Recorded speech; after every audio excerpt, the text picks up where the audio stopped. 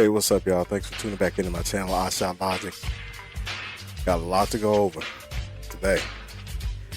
I know it's been a little bit since I've been on, but I'm excited about the future. The reason why is because, unless you've been living under a rock the last couple of weeks, Coach Cal is out. Mark Pope officially named the head coach of UK. And I'll tell y'all, I like it. I'll be real. I like the hire because I have been, for the last few years, talking about what it's going to take to bring the energy back to UK. I think it takes somebody that is from here, went to school here, like Mark Pope did, won a championship like Mark Pope did. I think the timing and everything worked out perfect because, back when I was thinking about it, you had John Pelfrey and you had Travis Ford out there. Respectfully, they weren't qualified for the UK job, at least at that time. But now, it's new hope for the fan base. I think it gives us a lot of energy. I believe we want to see that Patino ball. This is what the fan base wanted. I think this is what we needed. I think it's a step in the right direction. But just a little bit about Mark Pope. He had a couple years at Wake Forest. Then he was an assistant at BYU before going to Utah Valley for a few years. And then here in the last 5, he's been at BYU as their head coach. His record was 110-52, 68% of his win. He won 68% of his games, and 2 tournament appearances. Well, the COVID year you can't really count, but 10-8 in his first year in the Big 12, finished 5th, second in the nation in threes. As I said again, I think that we've been wanting to see that kind of play again. I always liked Cal. His philosophy, was proven to be a winning formula. It was a winning formula at that time. But the landscape changed. It's just not like that anymore. But at the same time, I think we wanted to get away from that dribble drive, one and done formula. I think we were done with it within the last 9 years, since 2015. It's just not been the same. And we've had talent, just didn't pan out. I think Mark Pope is also what we needed because he understands the pulse of the fan base and he knows the expectations. As he said in his press conference, which he nailed, by the way, in every way you could. He nailed that bad boy. I don't think he's going to have any problem with the press or anything. But anyway, as he said in his press conference, he said he knows the assignment. He knows what's expected. And we got to be careful because it ain't going to happen probably in the first year. Might not happen in the first 2 years. We'll just have to see. And one other thing that I liked about what he did was that, he gave a shout out to Cal. And I think that was class because I don't think that we as fans, we look at the last 9, but we got to remember them first 5 or 6, what he did here, what he did for the program, how he bought the entertainment aspect of it back into it, put UK back in the national eye. I think that he revived us from where we were. Because after Billy G, it's hard to say you couldn't get no lower. But for Kentucky, you really couldn't get no lower. Cal was the right hire at the right time. And I feel the same way about Mark Pope. I feel like he was the right hire at the right time. The timing was good for him. The timing was good for us. And I have nothing but high hopes for the future. But I will say this, as a Cowboys fan, I'm not happy about Jerry Jones talking about how he's going to double the NIL money to compete against us. Because I'm a Cowboys fan. But Cowboys don't trump Kentucky. Sorry. Me and Jerry going to have a problem if that's the type of stuff he's on. I'm out. I can't deal. It's Kentucky first. Bottom line. Rick Pitino's endorsement to me was important. Rick gave his endorsement to Tubby Smith. And we see how well that turned out. And now he gives his recommendation for Mark Pope. Now, I think a lot of the fans are looking at, could this be Rick Pitino 2.0? I think the best case scenario, that's what we're open for, is Rick Pitino 2.0. Somebody that is going to maybe not, he may not be able to coach the same way Rick did when it comes to the relation to the players. You know, he may have to, you know, be a little different with that. But in terms of X's and O's and execution of plays and commitment to defense, I think we're all there on that. I think he checks all those boxes. I think we'll be fine. Some questions how his defense teams work at BYU, but from what I've seen, I think they're going to be fine. Defense is about heart. It's what my coaches always told me. So we'll see what happens. I heard some people talking about how this was, you know, like a buddy hire, or, yeah, I mean, it's true. If Mark Pope didn't play here, he probably wouldn't be in the position he's in. But at the same time, Cal's homeboys with John Tyson. So, I mean, is there any evidence out there that says that all these teams are checking for Cal? I mean, I don't know. I haven't dug that far into it, but I don't think so. Especially after coming off of what he came off of the last 4 or 5 years here. So, if you want to call Mitch Barnhart hiring Mark Pope a buddy hire, well then, I mean, you could just as well say the same thing for Arkansas. I mean, looks like they're giving him everything he wanted. He's got Brad on the staff. Didn't get that here. He's got more NIL money, but he's got new faces and people that don't know him, you know, that haven't been with him for the last 15 years, or the staff that was left over from UK that had been there for the last 4 or 5, who had their issues, or Mitch Barnhart, who had his issues with it. So he's removed from all that. He's got money to recruit, and he's probably getting just about everything he wants. When it comes to UK, I don't think that Mark Pope was a buddy hire. I think he was a smart hire because he saves you money. His first year, here's $5 million. That's his contract. He's saving money. You got a guy that bleeds blue and somebody that is going to be willing to stick around for the long haul and try to build something here.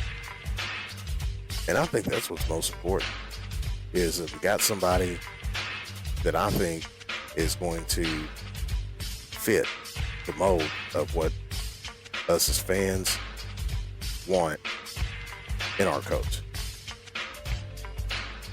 You know, I see the highlights of BYU. He's over there, you know, he's a little bit fiery on the sidelines. You know, he's intense. He's into the game. He's not just standing there with his arms folded, looking one way and looking the other, and sitting on the bench for most of the time. The guy's up on his feet. He's on the sideline. He's coaching. But he's not just yelling, you know, rebound the ball, or what are you doing, or none of that. That's not what he's doing. He's coaching these guys. I think all the fans are looking forward to seeing a new face. And quite frankly, seeing a new offense. You know, seeing some more, you know, team-oriented play in terms of execution, drawing up specific plays for specific situations, knowing the timeout situation, clock management, all those things. I think that, not to say that Cal didn't have that in him, because we got to remember now, there was that first run all the way up to 2015.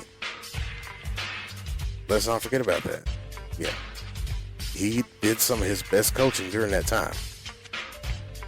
But he got away from it, and now I think we got a guy that is more into the X's and O's.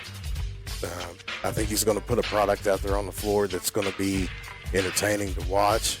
As far as recruiting goes, I believe he's going to be fine with that. Looks like he's gotten a pretty good start.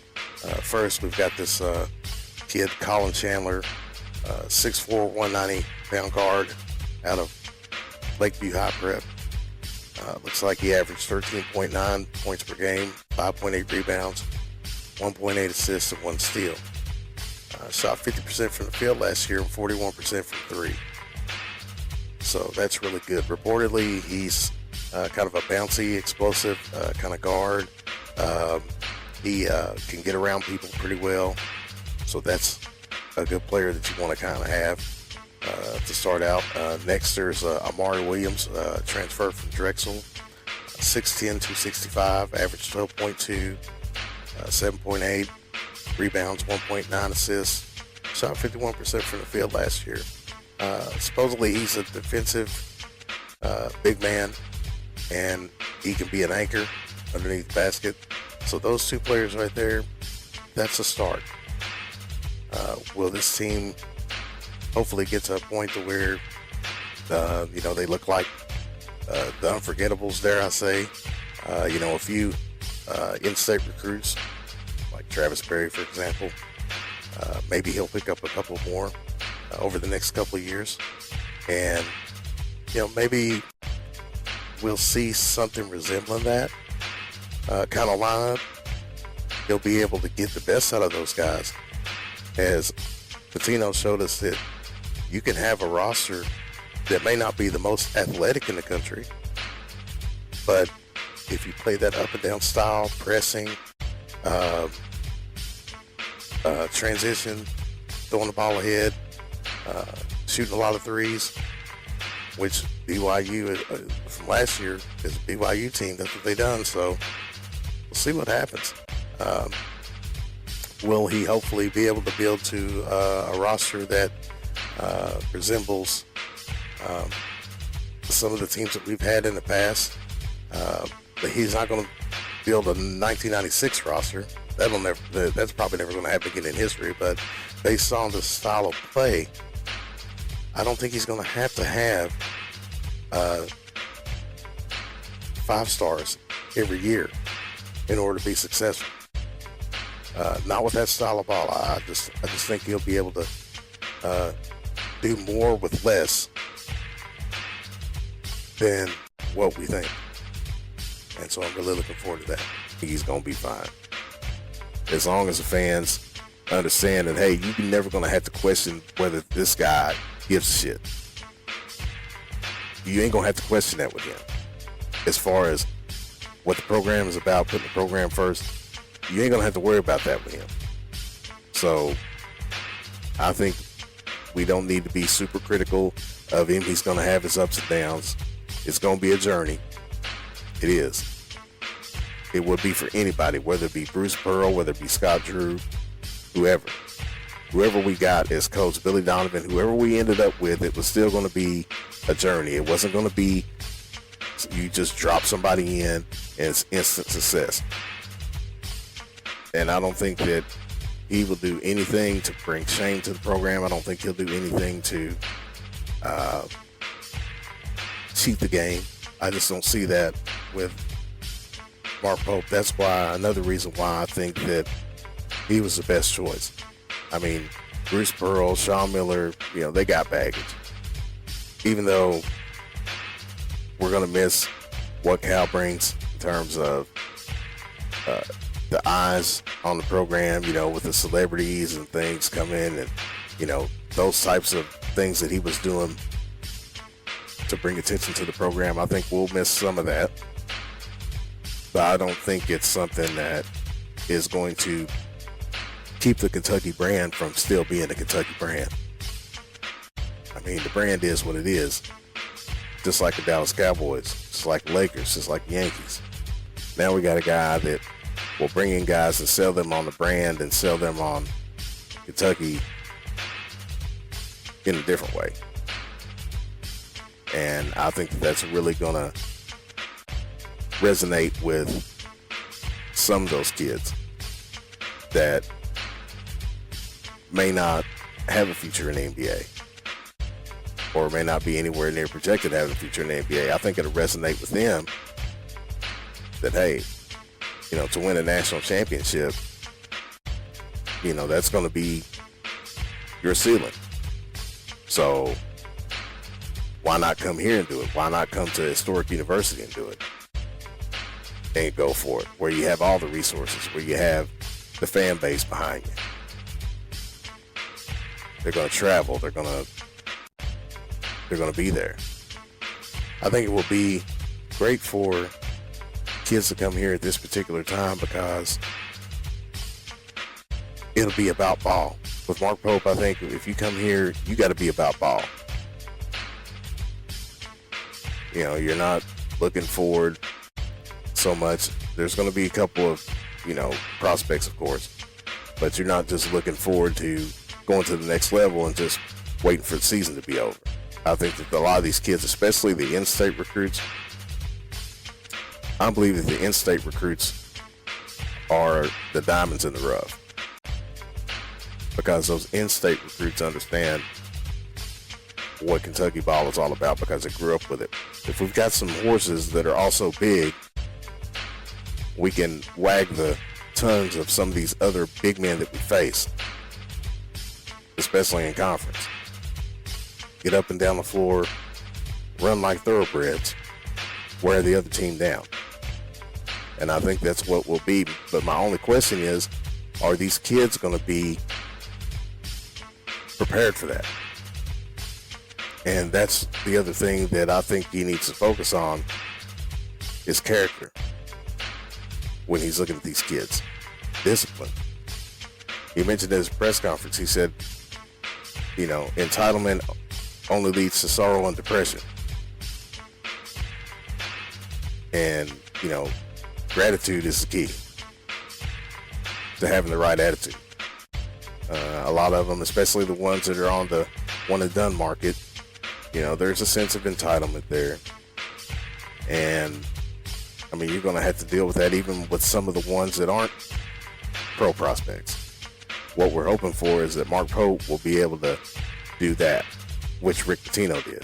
A class like the 96 class, that'll never happen again. But be able to kind of fit the mold again of the unforgettables. A team that,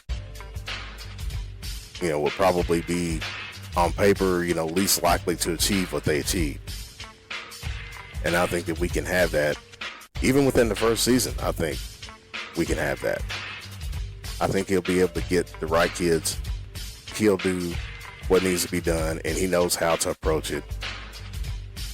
And I think he'll be fine. Thank you all for tuning into this video. If you like the content, please feel free to like and subscribe down below. And I'll catch you on the next one. Peace.